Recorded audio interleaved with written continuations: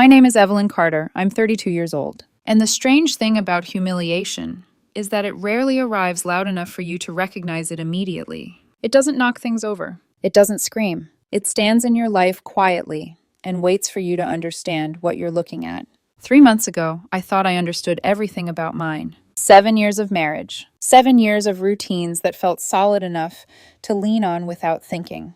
Mortgage payments, shared calendars, grocery lists written in the same handwriting, holidays planned 6 months in advance. The kind of life people describe as stable. The kind of life I believed in. That Friday started like any other, maybe a little better. It was our anniversary. I left work early, 2 hours ahead of schedule, not because I had to, but because I wanted to. I stopped at the bakery Daniel and I had gone to on our first date, the same one with the glass display case and the overly polite staff who always tried to upsell you something you didn't need. I didn't need anything extra, just the chocolate cake he always ordered. They boxed it carefully, tied it with a thin white string. I remember thinking it looked neat, complete, like something finished. I carried it up the stairs of our house at exactly 4:30 p.m. The front door opened with the same quiet click it always did. Nothing felt different. Not yet. The kitchen was empty, the lights were off. There was a stillness to the house that didn't immediately register as wrong, just quiet. I remember adjusting my grip on the box, shifting it slightly against my hip as I walked toward the stairs, and then I noticed the bedroom door. Not fully closed, just slightly open, enough to suggest someone was inside, enough to suggest I should have called out. I didn't. I walked forward and pushed it open, and in that moment, everything I thought I knew about my life rearranged itself into something unrecognizable. My husband, my bed, my younger sister. There are moments in life that stretch, seconds that feel like they've been pulled thin. That was one of them. 3 seconds. That's exactly how long I stood there, holding a white box with a chocolate cake inside it, looking at 7 years of my life, collapsing into something I couldn't fix. They didn't notice me right away. Or maybe they did, and their brains just refused to process it. It didn't matter, because by the time either of them moved, I had already turned around. I walked back down the stairs, slowly, carefully. Like if I moved too fast, something inside me might break in a way I couldn't put back together. I set the cake on the kitchen counter, untouched, exactly in the center. Then I picked up my keys, walked out the front door, got in my car, and drove. I don't remember the drive. Not the traffic, not the turns, not the stoplights. Just the feeling of my hands on the steering wheel and the strange, hollow quiet inside my chest. I ended up at Kara's house, 40 minutes away. I sat in my car in her driveway for 6 minutes before I moved, staring at her front door like I needed permission to walk through it. She opened it before I knocked. She took one look at me and stepped aside. No questions. Just space. I walked in, sat down, and then I told her everything. The cake, the door, the 3 seconds. I expected something, anger, outrage. Rage, sympathy. She gave me none of that. She listened, completely still. And when I finished, she asked one question. What do you want to happen? It wasn't a comfort question. It wasn't emotional. It was precise, grounded, and something about that cleared the noise in my head. I didn't hesitate. I want the house, I said. I want the accounts. I want his reputation. And I want them to understand exactly what this cost them. Kara studied me for a long moment. Not surprised. Not concerned. Just measuring. She had been a paralegal for over a decade. She had seen versions of this story before, but not like this. Not with someone who already sounded certain. Then you don't do anything tonight, she said. No confrontation. No messages. No moving money. You go quiet. I'm not going home, I said. Then you stay here, she replied. But you don't make a single move until you have a lawyer. I stayed. Friday night. Saturday. Sunday. Daniel called 22 times. Texted 11. I read every message. Where are you? Please talk to me. I can explain. I love you. I'm scared. Please come home. I didn't respond to a single one. By Sunday night, something inside me had settled. Not healed. Not even close. But aligned. Like pieces had shifted into place in a way that made the next step obvious. I drove home. He was on the couch when I walked in. He stood up immediately, words already forming before I had even closed the door. Evelyn, I walked past him, up the stairs, into the bedroom. I didn't look at the bed, didn't look at anything. I changed clothes, got into bed, turned off the light. He slept in the guest room that night, the same room my sister had been staying in for the past 4 months. Monday morning at exactly 8 a.m., I made one phone call. And that was the moment everything stopped being emotional and started becoming strategic.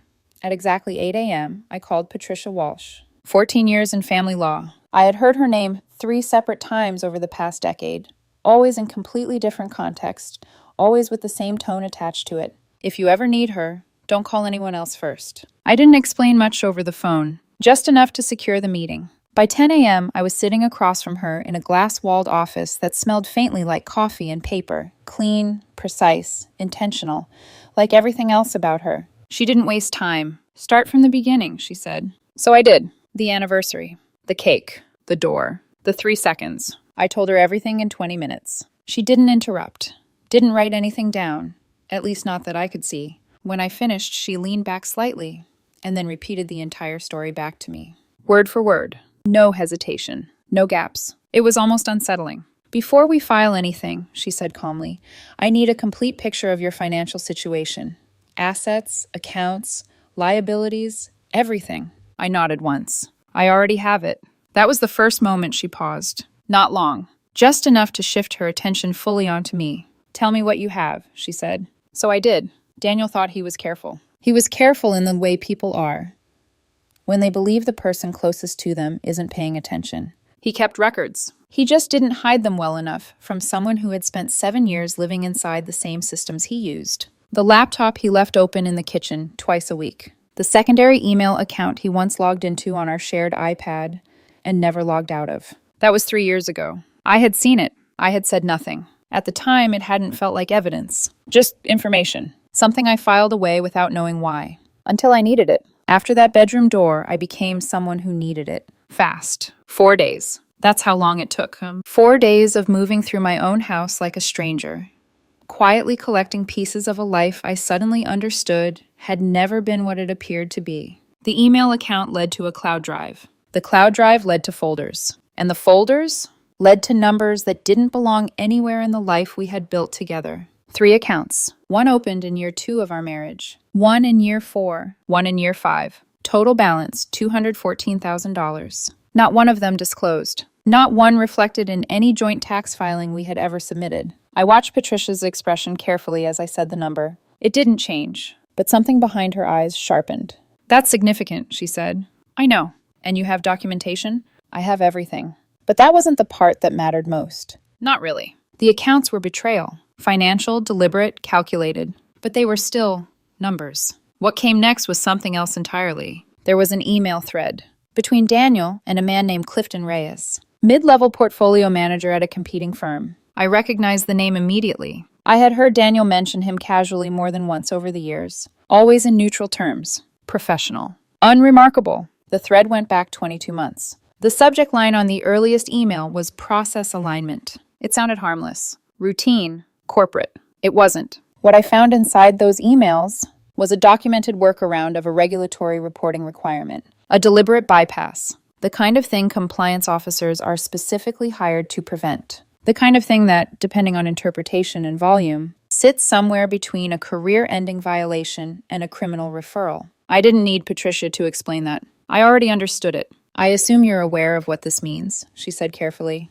Yes. And you have copies? Multiple. She nodded slowly. Still calm, still measured, but now fully engaged. This changes the leverage significantly. I didn't respond, because we both knew that wasn't even the full picture yet.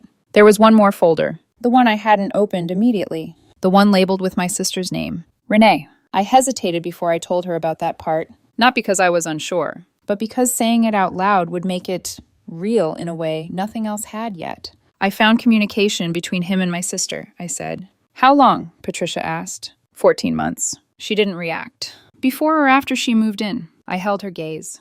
Before. That was the moment something shifted. Not shock. Not even surprise. Just confirmation. Do you have the full timeline? She asked. Yes. The beginning? Yes. I remembered the exact moment I realized it. I had gone back and checked the timestamp twice, then a third time, because it didn't make sense. It couldn't. The first message was dated 14 months before Renee ever asked to move into our house. 6 months before she even mentioned needing a place to stay, which meant the lost apartment. The urgency. The late-night phone calls asking if she could come stay just for a little while. None of it had been sudden. None of it had been accidental. It had been built. Step by step. Message by message. A plan that led directly into my home. Into my life. Into my bedroom. I had opened that folder once, scrolled just far enough to understand what I was looking at. Then I closed it. I didn't need to read every word. The timeline told me everything I needed to know. I printed everything, I said. Organized by category, financial records, email correspondence, account timelines, communication logs. Patricia didn't interrupt. I saved it digitally, multiple copies, external storage. Where? She asked. One in my car, one in a bank lockbox. She nodded once. And the originals? Still accessible. Silence settled between us for a moment. Then she said, "You've essentially built a litigation package." I thought about that. About the 4 days I had spent moving through my life like I was cataloging evidence instead of memories. I called it the vault, I said. That was the only name that had felt accurate. Because that's what it was. Everything they had tried to hide. Secured. Organized. Waiting. Patricia read through the summary I had prepared. Page by page. Slowly. Carefully. She didn't speak while she read. Didn't ask questions. Just absorbed it. When she finished, she set the pages down neatly on her desk and looked at me. "This is thorough," she said. "I know." She held my gaze for a second longer than before. Not evaluating. Not questioning. Just acknowledging. The offshore accounts alone would significantly impact a settlement, she continued. Combined with the compliance violations, if this information were to reach his firm or a regulatory body, his career would not survive it. "I know that too." A pause. Then, very directly, "Is that what you want?" That was the question. The real one. Not about anger. Not about betrayal. About intention. I didn't rush the answer. "I want the house," I said evenly. "I want the accounts. And I want a settlement that reflects the full reality of what he did." She nodded slightly. "And the rest?" I met her eyes. "If he cooperates, the vault stays private. And if he doesn't, then it doesn't." Patricia leaned back in her chair. For the first time since I had walked in, there was the faintest shift in her expression. Not quite a smile, but something close. "I'll begin preparing the filing," she said, "this week." She filed on Thursday. Daniel was served Friday morning. At his office, in front of 3 colleagues. His assistant saw it happen. By Friday afternoon, half his floor knew something was wrong. My phone started ringing around 1:15 p.m. I watched it light up on my desk. Let it ring, then again, and again. 27 calls that day, 14 texts. Then Renee started calling. Her name appeared on my screen. And for the first time since Friday afternoon, I felt absolutely nothing. No anger, no sadness, no hesitation, just absence. I let it ring. That night, I went back to Kara's. We opened a bottle of wine, sat on her back porch in silence for a long time. The air was cool, still, calm in a way that felt disconnected from everything happening underneath it. After a while, she glanced at me. "How do you feel?" she asked. I thought about it, about the past 7 days, about the door, the files, the vault, the call, the filing, and everything that was about to follow. Then I said the only word that felt true. "Ready." I went home Saturday morning. Daniel was already there. He looked like a man who had not slept, not just tired, unraveled. His shirt was wrinkled. His jaw was rough with stubble. There were shadows under his eyes that made him look older than 40 for the first time since I had known him. He started talking before I even set down my bag. "Evelyn, please, just listen to me." I closed the door quietly behind me. He followed me into the kitchen, words spilling faster now, panic trying to disguise itself as sincerity. "It was a mistake. It got out of control. I never meant for it to happen like this." Like this. That phrasing stayed with me. Not I never should have done it. Not I betrayed you. Just I never meant for it to happen like this. As if the problem was discovery. As if betrayal only becomes betrayal when it is seen. I turned and looked at him fully for the first time since Friday. He kept going. He said Renee pursued him. He said he was weak. He said he had been unhappy for a long time and didn't know how to talk to me anymore. He said he still loved me. He said he would do anything to fix it. I let him speak. All of it. Every excuse dressed up as confession. Every cowardly attempt to reposition himself as flawed instead of deliberate. When he finally stopped, the room felt too quiet. Then I said very calmly, "Patricia Walsh is my attorney." The color in his face shifted immediately. "You've been served," I continued. "I want you out of this house by next Friday." "Evelyn." "I know about the 3 offshore accounts." He froze. "I know about the Clifton Reyes email thread." His mouth opened, then closed. "And I know the first message between you and Renee was 14 months before she ever asked to move in." That one hit hardest. I could see it, because the cheating was one kind of betrayal. But the planning, that was something colder, something harder to defend. I stepped closer, just enough to make sure he heard every word clearly. "I have everything documented, organized, and stored in 3 separate locations. If you settle cleanly, it stays private between us and our attorneys. If you fight me, it goes to Hartwell's Ethics Board, the financial regulatory authority, and Clifton Reyes's firm on the same day. He stared at me like he had never seen me before. That was fine. He hadn't. Not really. You have until Wednesday, I said, to tell your attorney which future you want. Then I walked upstairs, changed clothes, and went for a run. 5 miles. The best run I had in 2 years. Not because I felt lighter. Because clarity has a strange way of making the body obey. He called Renee that same day. I know because she called me Sunday morning. I almost didn't answer. Then I realized I wanted this conversation exactly once. Only once, and entirely on my terms. So I picked up. She was crying before she said my name. Not quiet crying. Not restrained. The kind of crying that wants to be heard. Evelyn, I'm so sorry. I said nothing. She kept talking. She said she hated herself. She said she never meant for it to happen this way. She said she loved me as her sister. She said she hoped one day I would understand. That word again. Understand. As if what they had done needed perspective instead of accountability. I let her talk for 6 minutes and 12 seconds. I know the exact time because I was standing in the kitchen, staring at the clock above the stove the entire time. When she finally ran out of breath, I said, "Here is what you need to understand." She went silent. The timeline is documented, 14 months of messages before you ever asked to move in. The apartment story, the timing, the access.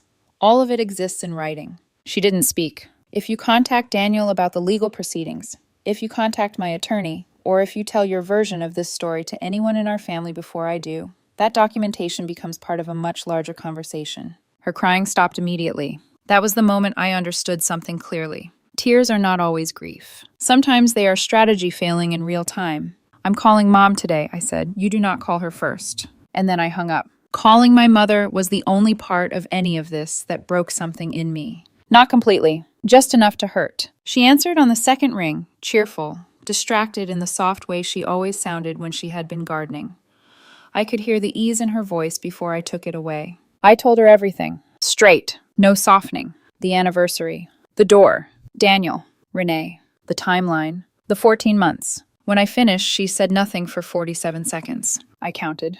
Then she asked quietly, 14 months? Yes. Before she asked to stay with you? Yes. Another pause. Then, where are you right now? At home. I'm coming. She arrived 40 minutes later. She didn't rush in with questions. Didn't demand explanations.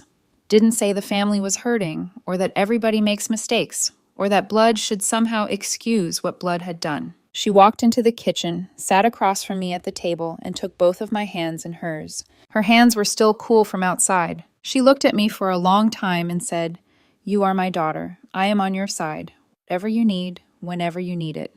That was all. No performance. No divided loyalties spoken aloud. Just truth. And for the first time since Friday, I felt something dangerously close to relief. Settlement negotiations opened 3 weeks after filing. Daniel retained Greg Holloway, an aggressive asset protection attorney with a reputation for dragging cases out until the other side ran out of money, patience, or nerve. When Patricia heard his name, she made a small sound that wasn't quite a laugh. "He's thorough," she said. "So are we," I replied. That, as it turned out, was the difference. Holloway's first argument was that the offshore accounts either predated the marriage or constituted separate investment vehicles. Patricia responded with the account opening dates: year 2, year 4, year 5 of our marriage. Every account opened after our wedding. Every account funded through transfers from joint sources. That argument died in the first response filing. His second argument was that the house had appreciated primarily due to Daniel's contributions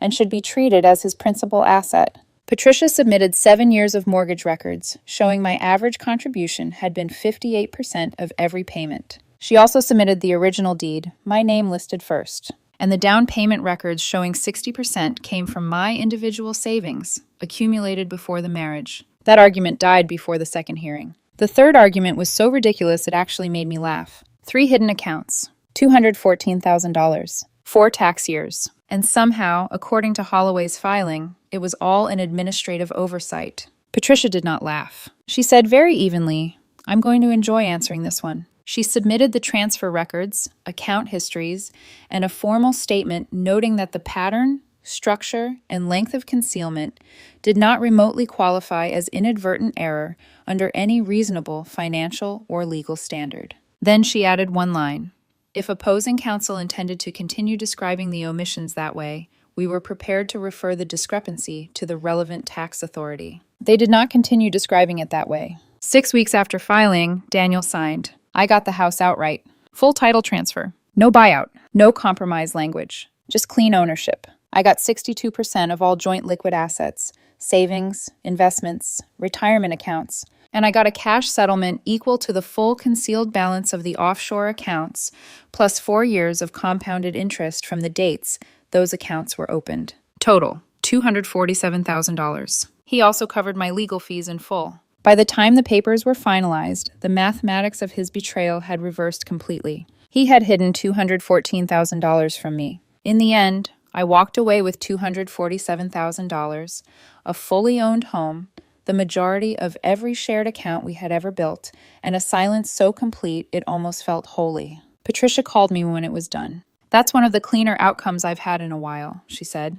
You did that, I told her. No, she said. You did that. I just organized it. Daniel moved out on a Thursday. He took his clothes, his personal laptop, his watch collection, a box of books. He left everything else. The couch, the dining table, the outdoor furniture, the coffee machine we bought together the summer before last. All of it. It was strange, watching someone dismantle their presence and still leave half their life behind. He placed his house key on the counter before he left. Didn't say anything. Neither did I. I watched his car pull out of the driveway from the upstairs window. Then I went downstairs, picked up the key, opened the kitchen drawer beside the stove, dropped it in, made coffee, and sat down at my kitchen table in my house. For a long time, I just sat there. No music, no television, no messages, just quiet. The kind of quiet that doesn't feel empty, the kind that feels earned. For 91 days, I kept my word. The vault stayed closed. Everything I had uncovered, every account, every email, every detail that could have dismantled Daniel's career in a matter of hours, remained exactly where I had put it. Contained, private, controlled. That mattered to me, not because he deserved protection, but because I had made a decision, and I follow through on my decisions. For 91 days, my life became something quieter, cleaner. I rearranged the house, not dramatically, just enough to make it feel like mine in a way it never fully had before. The guest room became an office. The dining table shifted closer to the window. I replaced small things first: curtains, lamps, the set of dishes we had picked out together years ago. I started running again, longer distances this time, not to escape anything, but because I could.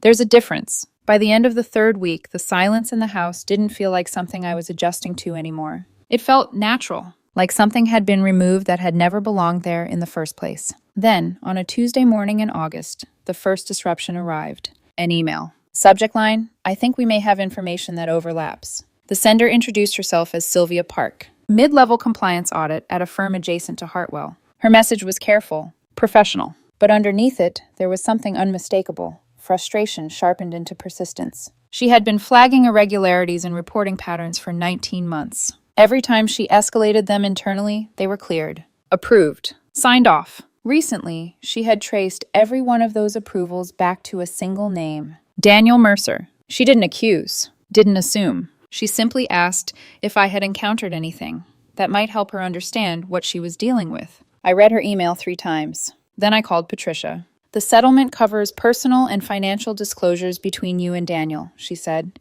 It does not restrict you from responding to independent third-party inquiries regarding professional conduct. So I can respond, I said. Yes, she replied, carefully. The second disruption came 2 days later. Thursday evening. My mother called. Renee had spoken to her. I stood in my kitchen, phone pressed to my ear, listening as my mother repeated every word of my sister's version of the story. The version where she and Daniel had a real connection. Where I had been distant, where he had been lonely, where nothing had been planned, where the timeline wasn't what it looked like. It was almost impressive. The way reality had been rearranged into something softer, something forgivable. When my mother finished, she said quietly, I told her I loved her. I closed my eyes briefly. And I asked. And I told her I wouldn't discuss anything further with her until she told you the same version she told me. I nodded, even though she couldn't see it. She hasn't called you, has she? No, I said. She won't, my mother replied. We both knew why. Because the truth only bends when it's not forced to face the person who holds the facts.